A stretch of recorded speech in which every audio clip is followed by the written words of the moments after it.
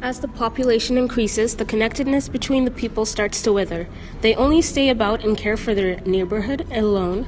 Isolation causes people to lose a sense of solitude, and they feel as if they are alone.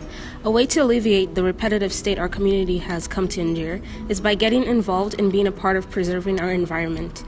We are seen as one family, so as you would take care of and provide for a family, it is important to do the same to those who suffer, and those whose needs are not met and are in danger, those that feel alone. Only then will we look at others with love in our whole heart, and only then will we accomplish benefiting our world. It is our duty as God's people, and we must fulfill the task.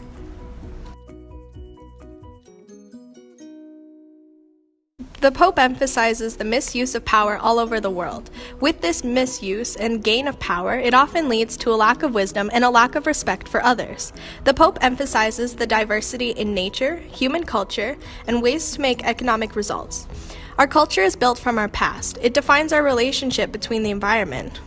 And the global economy has a devastating effect on cultures that lose variety. We try to correct these by overlooking the complex issues within communities, but everyone needs to do their part. Corrections need to be based in the local culture itself. There is no one-size-fits-all. We need to learn to respect the rights of people and cultures and to appreciate the development. Pope Francis takes culture very seriously, creating justice for all.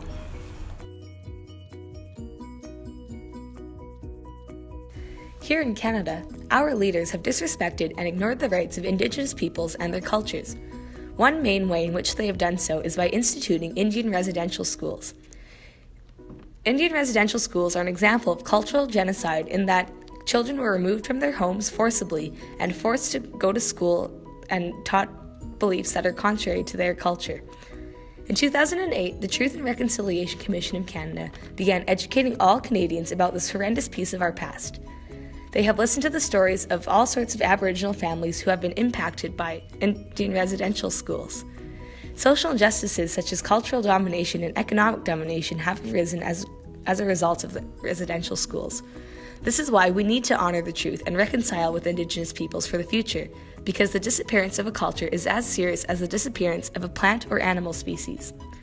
We must learn to show a special care for Indigenous communities and their traditions, and in making amends with Indigenous peoples, we must make sure that they are a key partner in dialogue and not just imposing what we think is best on them. Once we start thinking about the kind of world we are leaving behind to future generations, we look at things differently. We realize that the world is a gift which we freely received, we must share with others. We speak of the environment. What we really mean is a relationship existing between nature and the society which lives in it. We are faced not with two separate crises, one environmental and the other social, but rather with one complex crisis which is both social and environmental.